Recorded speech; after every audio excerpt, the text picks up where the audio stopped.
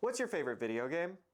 Now, do you know what the budget of that game is? There's been a ton of talk lately about indie versus AAA, but I think in that discussion there's a massive category of games that just gets overlooked entirely. Your standard, mid-budget, AA game. Indie and AAA often make the headlines, but these AA games truly are the backbone of the gaming industry in most cases. Some of my favorite games of all time, from Kerbal Space Program to Subnautica, all fall into this AA category, and there's a good chance that your favorite game does too.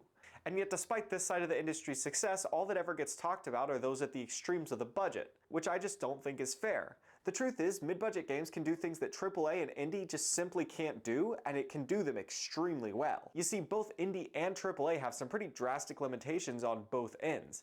I think AAAs are often the most talked about, as these games' massive budgets often mean they're pigeonholed into the most mass-appealing games possible, while also often lacking innovation, with most developers opting instead to just pump out sequels to popular franchises or go all in on microtransactions to make back those massive budgets. But you also have to remember that AAA is basically the only way that some of these games are going to be able to be produced. Massive, immersive, scripted open worlds like those made by Rockstar or Bethesda simply aren't possible without spending hundreds of millions of dollars. But there has also been a very clear shift towards independent games as well, with titles such as Hollow Knight Silksong absolutely dominating the market with sales, even crashing many of the largest gaming distributors on release.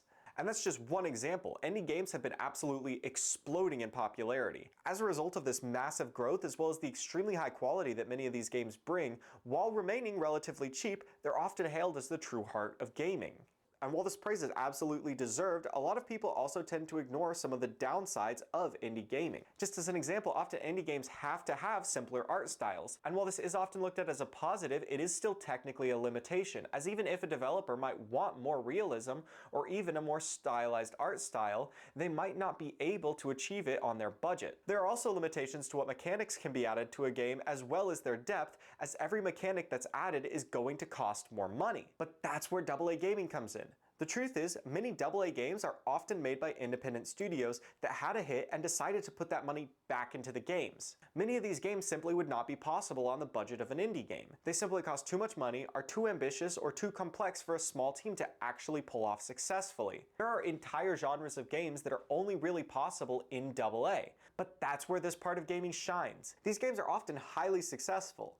Maybe not as successful as AAA games, but they don't need to be. They have a small enough budget to where being a bit more niche with their mechanics or their gameplay isn't going to make the game a failure. If anything, sometimes it can guarantee success, as developers know they'll be able to provide a unique experience that people are looking for. They're also able to take on more risk, as a flop won't typically be big enough to bankrupt the whole studio. These mid-budget games have the flexibility of indie gaming while having the resources to compete with AAA.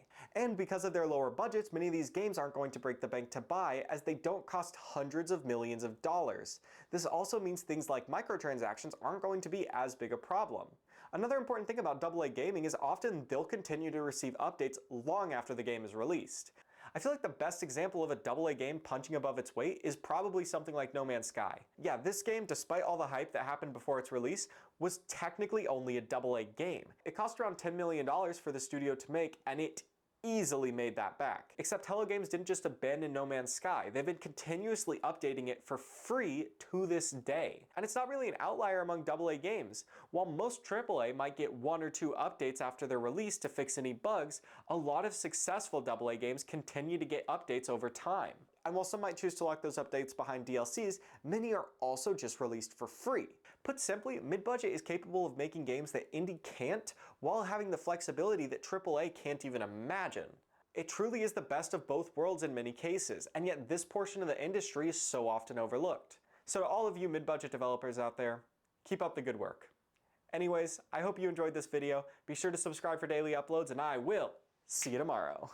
If you got any good game recommendations, you should totally let me know in the comments.